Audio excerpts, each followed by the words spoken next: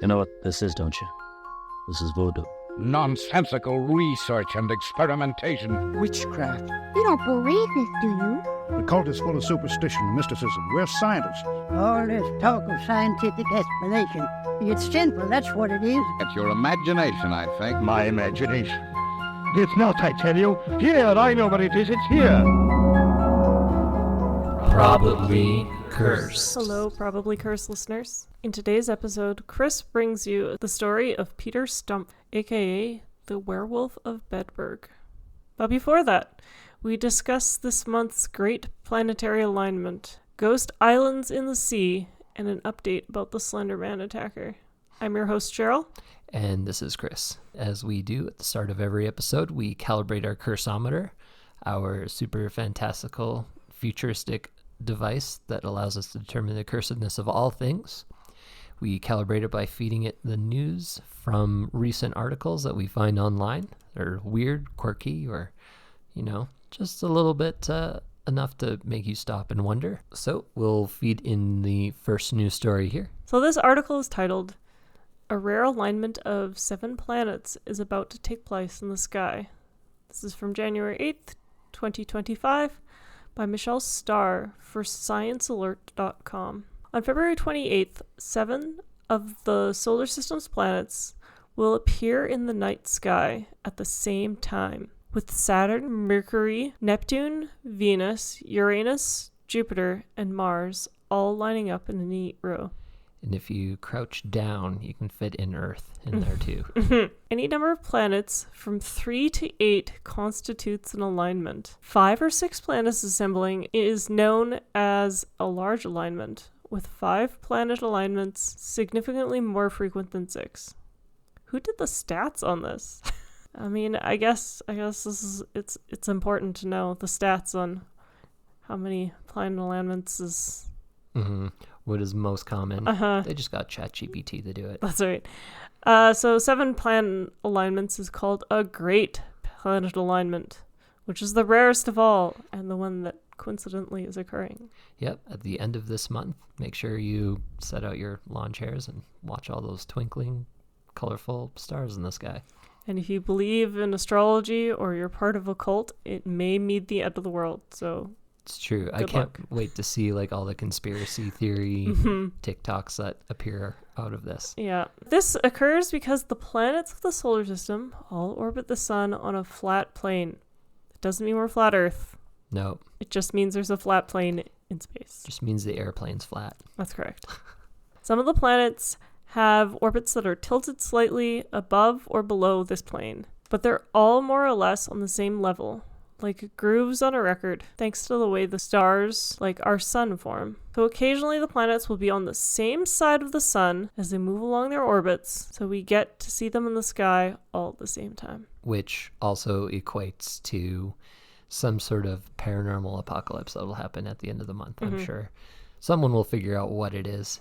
It's a good thing Hollywood did not get wind of this before this point, because we would have some sort of planetary disaster movie based on the alignment of the 7 planets. It's true. Some Roland Emmerich, Independence Day 2012.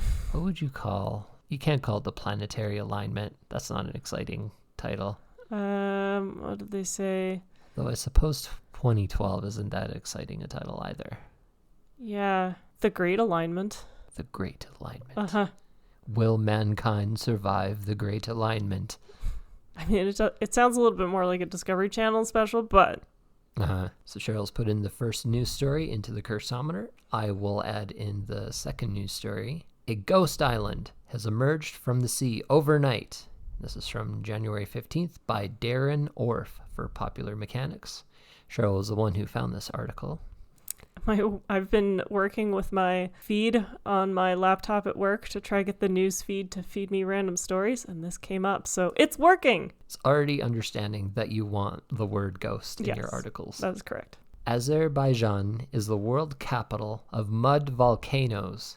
The country is home to roughly 300 mud volcanoes, both on land and in the Caspian Sea just along its eastern shore.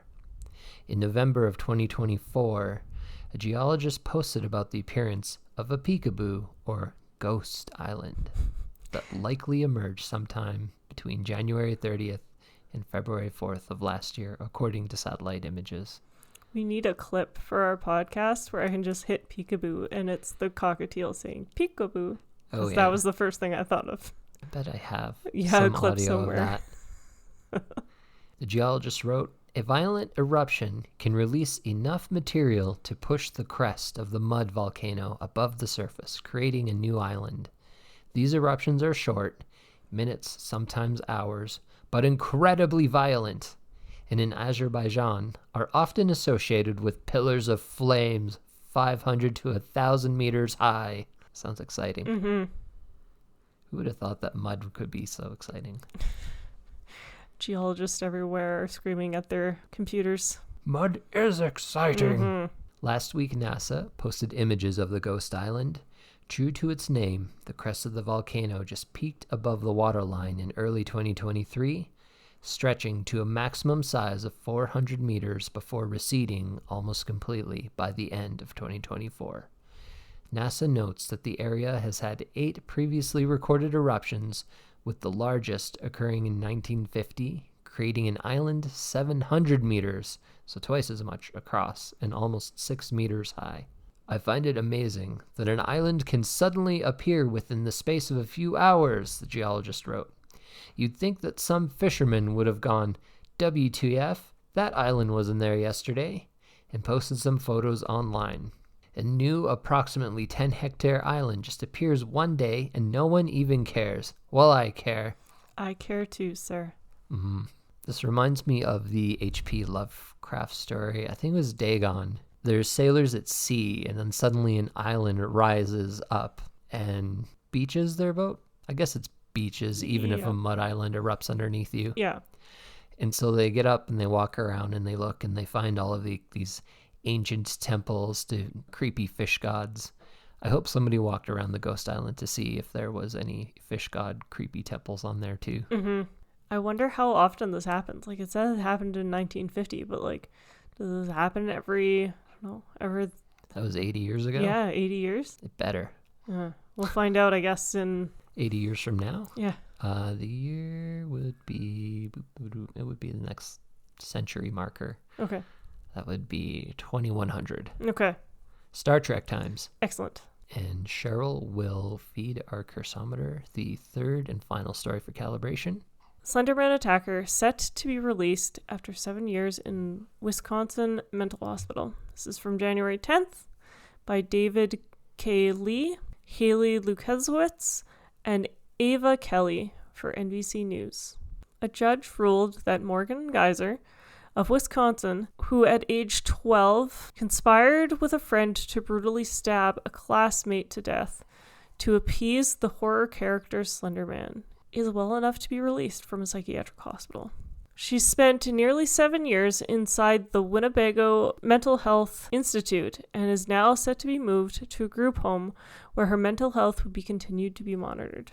3 medical experts testify that Geyser has made considerable progress convincing Judge Brohan that she doesn't pose a safety risk outside the hospital walls. There's nothing to suggest that she's a danger to herself or to others. And I think there's very little at this point that the Winnebago can do for her. I like how you had to put in brackets mental health hospital. They just didn't put her in a Winnebago for 12 years. I was going to say. That would be, that would cause more mental health problems than it would solve. Come out when you're not crazy. Yeah, so the Winnebago Mental Health Institution. And that's what they would say as well. I think it's in her best interest and in everybody else's interest to try help her now become the person she can become, said Dr. Kenneth Robbins, a psychiatrist treating Geyser. I think there's a risk that over time, if limited by the things that Winnebago can offer her, I could imagine her becoming hopeless at some point and potentially becoming a danger to herself. So yes, perhaps ironically, I think she would be safer outside of Winnebago. Free her from the Winnebago. Yeah, jeez. Let her out of the RV. It feels like an unfortunate name for a psychiatric hospital. I'm sure it has like a grandiose original meaning, Yes. and then some RV company just sort of just made it seem kitschy. Yeah, I I actually wonder if it might be an indigenous word. Right, Charles, looking up the word origin for Winnebago. Yeah, so it actually is a term used to describe a member of the Siouan-speaking people formerly living in Wisconsin, south of the Green Bay area. So it's an indigenous community. Okay. Yeah, and it also looks like the vehicle itself, the Winnebago itself, is named after the Winnebago River. And the river was named after the people. I would assume so, yes. Were the people also named after the river? Don't know. I also wonder if maybe there is a community that's also named after the river, which is why it's the Winnebago Mental Health Institute. Anyway, back on topic. Forensic psychologist Deborah Collins agreed, saying that keeping Geyser at the Winnebago could only set her back. Her compliance in the institution is remarkable, both with medication and with treatment. Lack of behavioral management problems in the institution, or lack of violence towards others in the institution, and towards herself. Those all bode well for her readiness for conditional release at this time. Certainly for Miss Geyser, the longer she's here at this point, I think the more challenging it is going to be to reintegrate into society. And psychologist Brooke Lundborm testifies that Geyser has responded well to be removed from antipsychotic medications. Geyser and a friend lured a classmate to a park in May of 2014 to launch a violent attack. Geyser repeatedly stabbed the classmate as a friend egged her on. Prosecutors said that they believed they had to attack the girl or risk Slender Man, a fictional boogeyman, from coming after their families. All three girls were aged 12 at the time, and the victim barely survived. Geyser's friend spent nearly 4 years at the Winnebago Mental Health Institute before being released in 2021. While the judge on Thursday called the 2014 stabbing brutal, they also said that Geyser has shown she is ready to reintegrate into society. She's done what she's supposed to do. She appears to have a good attitude. Good for her. We can all turn things around. Yeah, poor girl. If you get a chance, you should watch the documentary about it. It's pretty eye-opening. Do you remember what the documentary was called? Yeah, it's called Beware the Slender Man. Beware. It's a really good documentary. So we have our 3 news stories submitted to the Cursometer for calibration. We'll get it to decide how cursed these news stories are. All right, Cursometer, activate. Please stand by. The Cursometer says for the great planetary alignment to occur at the end of this month. Probably benign. Yep.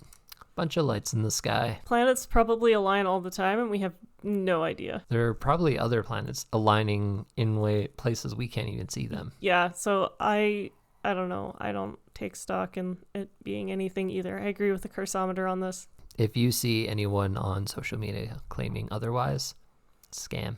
Scam. Yeah, probably cursed at that point. Yep.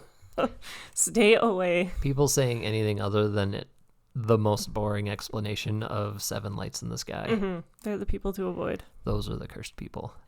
Okay, and our second news story about Ghost Island. About the Ghost Island off the coast of Azerbaijan also says probably benign. Yeah, islands form and disappear all the time. Although I'm slightly concerned that it only took a year to disappear. Like, it was made of mud. It's made of mud. Yeah, I guess it washed away. It melted. Yeah, melted. I tried to find if anyone had actually set foot on the island, and I couldn't find anything. So I think that if there were creepy fish god towers and ancient ruins, nobody got to see them before they're gone. No. Don't worry, they'll come back. Another 80 years. Yep. And the Cursometer says for our third news story about the Slender Man attacker being released from the psychiatric Winnebago hospital, Cursometer says probably blessed. Yeah, she's done her time. She's been rehabilitated. Yeah, she's been working with psychologists to figure out her problem. I think she's good. Yeah, she doesn't need to be on the medication anymore. Yep. Can be trusted to live amongst the people. And not even that, she's not fully released. She's going to be staying at a group home. So she's still going to be monitored. So yeah. No issues. Yep, they don't just kick her out the door. No. Right. Our Cursometer is fully calibrated, Before we head over to the main topic, we're going to take a quick trip over to the Probably Cursed Museum and Gift Shop for today's artifact being released on our shop. So today's artifact is artifact number 16. It's a Red Riding Hood topsy-turvy doll. So one side of the doll is Red Riding Hood, and the other side of the doll is the grandmother. I believe so. Pretty sure. Either that or old Red Riding Hood. Uh-huh. Old Riding Hood. Yeah. The doll appears to be handmade, and Chris and I found it at our local antique mall. So, quick shout out to the Old Strathcona Antique Mall. Yep. We like to go there on a Saturday or Sunday and poke around. We were just there yesterday right before recording. It's a good time. We didn't find anything creepy yesterday, but this is from a previous trip. I mean, we did find creepy things, but they were like $600. That's true. Yeah.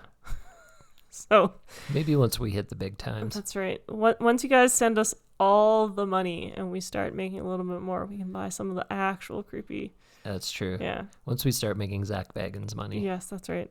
So the Red Riding Hood side is dressed in the typical red cape and dress, but the grandmother's side looks like something out of 70s. She's in like a blue and green tie-dyed floral print dress. The faces are kind of drawn on with what appears to be marker.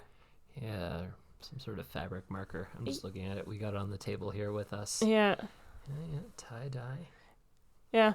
I have no other way of putting it. Those are giant roses on there. Yeah, same time. Yeah. Lacy cuffs. Yep. And I think the hair is yarn.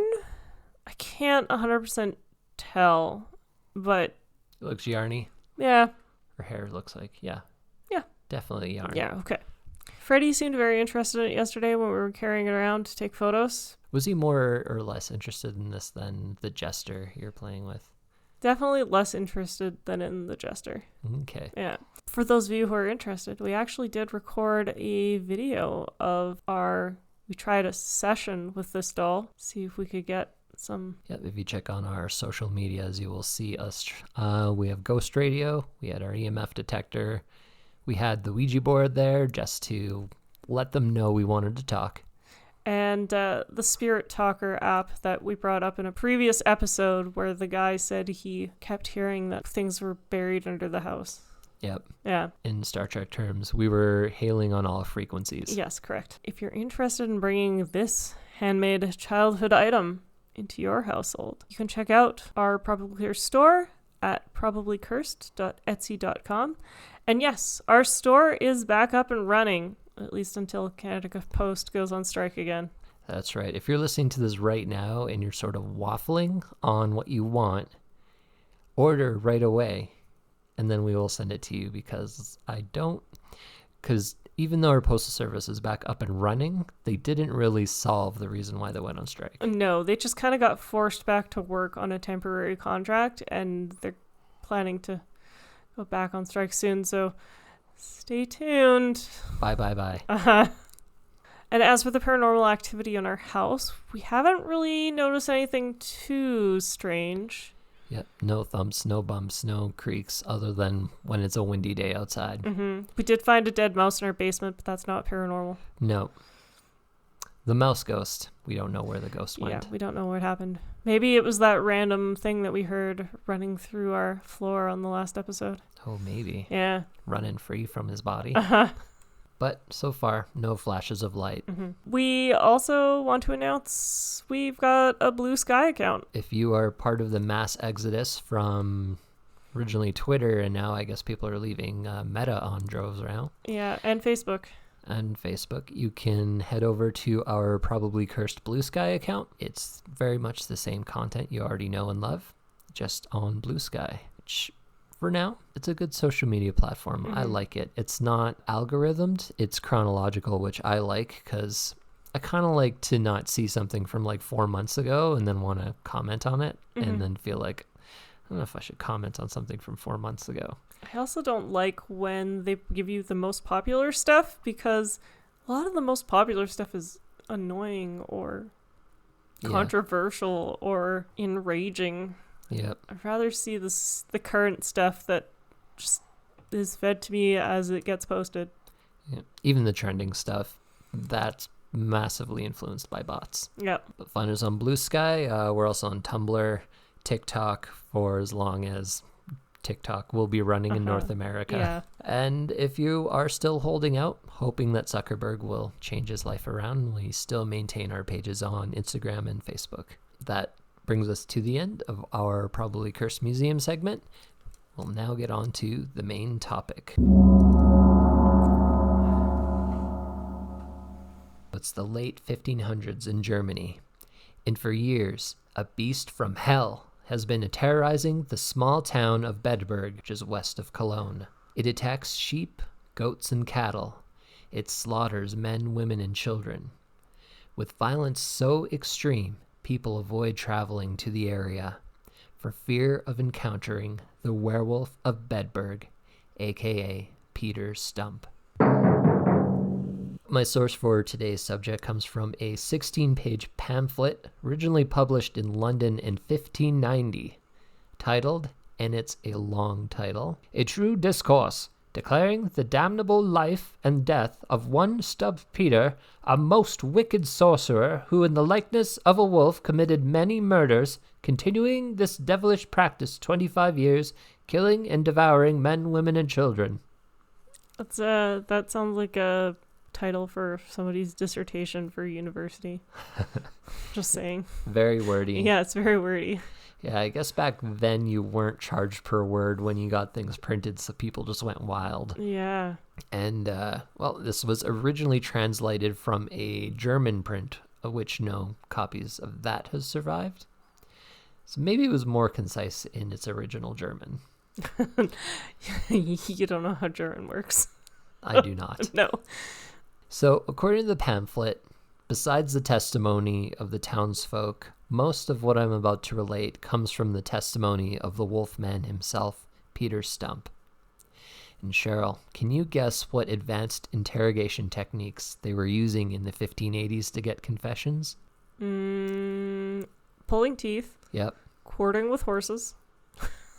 You're on the right track. Okay. Drowning in water. Essentially torture. Yes. Yeah. That was all they had. Yeah. And it worked every time. Yes, of course it did. But they only had to put him on the rack, that torture device where they tie your hands and feet to big rollers and stretch you out. Mm-hmm. It's awful, and so awful he didn't wait to get stretched out before he confessed his entire life story. I just imagine that they clicked it twice, and he was like, "I give up. I'm telling you what's happening." Uh-huh. It's like, we haven't even made it all the way tight yet. I'm very susceptible to pain. So, from his own description here, Peter was evil from a young age. Poor Peter. At age 12, he was already practicing the dark arts. He was obsessed with magic, necromancy, sorcery, and wanted to make contact with any infernal spirits he could. Same. Typical 12-year-olds. Yeah. Or tween-age shenanigans. Yes. And after some time, his dark activities were successful, and he gets the attention of the big guy from down under himself, the devil, who comes to meet Peter. Now, everybody's heard of the old cliche of making a deal with the devil. You know, they want riches, power, status, base human pleasures. But Peter Stumpp had something very specific in mind. Peter had a darkness in him, a darkness he wanted to unleash without ever having to fear being caught. He requested the ability to act out his dark desires in the form of a beast to prevent anyone from ever suspecting it was being perpetrated by a person. And the devil approved of this request and gave Peter a special garment that would allow him to transform into a wolf whenever he put it on, and he would transform back as soon as he removed it. Cheryl, can you guess what sort of garment the devil gives you to turn into a werewolf and back? I mean, it's just gonna be a wolf hat. That would be cool. Yeah. Maybe a little obvious in case it falls out of your bag. Mm-hmm. Okay. If you don't want obvious, Yeah. pair of socks. Ooh, wolf socks. Yeah, wolf socks. So you're close in terms of it being an undergarment. Mm-hmm. It was a girdle. Ah, nice. The most evil of all garments, I assume. I mean, that way no one can see it, ever. That's true. And yeah, I think it would be like a hat or necklace or something. Nope, just a girdle, Mm-hmm. which seems a little bit cumbersome to slip on and off. Yeah. I think like a magic ring. It worked for Bilbo. I still think a wolf hat. Yeah, a wolf hat. A wolf hat. So anyway, Peter loves this girdle. It's easy to carry, easy to conceal, and he can use it at a moment's notice. And true to the devil's word, it indeed transforms into a wolf when he puts it on. And his wolf form is huge, strong and mighty, with eyes that sparkle in the night like fire, and a large mouthful of sharp teeth. It makes him incredibly fast, and he can run incredibly long distances. And best of all, as soon as he takes it off, he's back to being regular old Peter. Why would he ever take it off, though? I think he just wanted also to be a person. Oh, okay. I think he just wanted to murder without being caught. Okay. So this is like how Superman wanted to save people's lives, but he wanted to make sure nobody could recognize him when he took off his glasses. Right. Okay. And it didn't take him long to begin using the devil's girdle. If anyone displeased him, he would wait until they'd go for a walk outside the city alone, where he would slip on his diabolical girdle and savagely attack them, tearing out their throats and ripping their limbs apart. I mean, you could do that without being a wolf. It's true. No, you can't, because he wanted to make sure if anyone saw, they only saw A wolf. a wolf. And you can't put out an APB on a wolf. Mm-hmm. I guess you can these days. I was going to say, you could back then, too. And he would get so drunk on his own bloodlust, he would roam the fields day and night, attacking anyone he came across, even the livestock, murdering sheep and cattle and eating them raw. So he went for the full wolf experience. I mean, if you can digest that, why not? And I also found in the pamphlet, they made heavy emphasis on the fact that he would kill cattle and sheep. It was repeated many times throughout the pamphlet, to the point where it would seem to be almost as bad as him murdering people. I mean, it is people's livelihood when you're killing the cattle and the sheep, so I can see why some people would feel that way, yeah? It's just sort of funny Yeah. how they saw people back then. Yeah. And just like he planned, no one suspected these attacks were the cause of anything other than a particularly nasty wolf. No one suspected Peter, as he would walk about town cheerfully, greeting the friends and family members of those he had slain. So I think that's the part where he wanted to be like the human. Yeah. Lording over his evil crimes. Mm-hmm. So over time, Peter's violent escapades escalate. If he happened upon a group of women in the fields, he would turn into the wolf and charge into the group, grabbing one while the others ran off. And now the pamphlet said right before brutally murdering women, he would ravish them, which I think is an old-timey term for sex crime. So this is mostly a story of a man who wanted to get his rocks off and have no one know. Pretty much. Yeah, okay. Getting his rocks off and also murdering. Either way, after killing them, he would track down the other girls and take them out one by one, sort of like in a horror movie. Mm-hmm. Sometimes he would play games with his prey. If he saw a group of people he knew, he would hide in the forest calling out one of their names. So he'd be like, Cheryl. That person, thinking it was a prank and would try and go find them in the woods, would go out, find them, and get messily devoured by Peter. In wolf form. That was their first mistake. Because every time I've heard someone say my name and I'm somewhere where I don't think I should be hearing my name, I don't go check it out. Just keep walking. Yeah, just keep walking. Avoid that if at all possible and run as far away as possible. And when victim number 1 didn't come back, victim number 2 would go out looking for them and repeat until he had murdered the entire group. Wow. And he was even getting more bolder, more depraved in his violent wolf form. One day he tricked his son into going on a walk in the woods with him. During that walk, he made an excuse to go off and answer the call of nature, only to return as the wolf and devour his own boy. I like how he had to trick his son into going to a walk in the woods. It sounds like nowadays, gotta trick your kids into doing something in nature. Yeah. The kid was like, you know what, I just want to sit at home and watch paint dry. And the dad's like, nonsense, we need to go for a walk in the woods. Stretch your legs, or yeah, you're letting your brain rot reading these pamphlets. That's right. He devoured his own son, specifically his son's brains, which the pamphlet says he found to be, and I quote, a dainty, delicious meal. You see, just because of the time period when this happened, and like, nobody seems to have done anything to try confirm these things. I wonder if it's like the Monty Python thing where like they're like, she turned me into a newt, and everyone looks at him and he's like, well, I got better. Like, his son just walking around town and he's like, oh yeah, my dad ate my brains, but it's okay. I grew new ones. Yeah, he's there at the travel and he's like, and then he ate my brain. Yeah, I think these would be things that you could check and maybe see if they actually happened, but a confession is good enough evidence. That's right. Back in these times. So Peter Stump's wolfish rampage went on for years. People eventually stopped walking the fields alone, unarmed. Those that went out would witness the countryside littered with the mangled remains of people and cattle. If anyone went missing, the immediate assumption was that they were killed by the wolf. And there were many attempts to track down and kill the wolf. Heavily armed hunting parties with hunting dogs and mastiffs would venture out daily, but Stumpp in his wolf form was always too cunning, too quick. But persistence paid off. And one day the hunting parties got lucky and they were closing in on the wolf.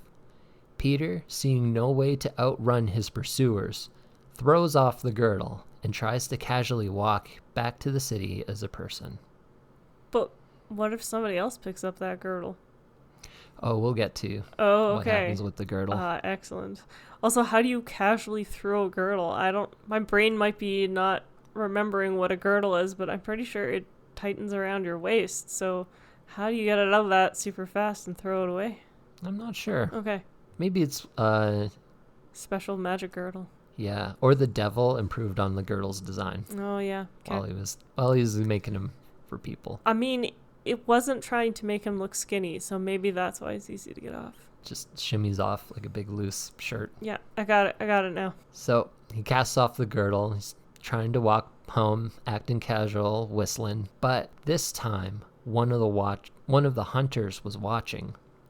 And though his first thought was that it was the devil trying to assume the shape of a man, but he recognized Peter. And he gathered the hunting party together, and they all surrounded Peter and escorted him home just to make sure it was really him. And once satisfied it was the real Peter Stumpp, they took him to the local magistrate, who ordered him to be put to the rack.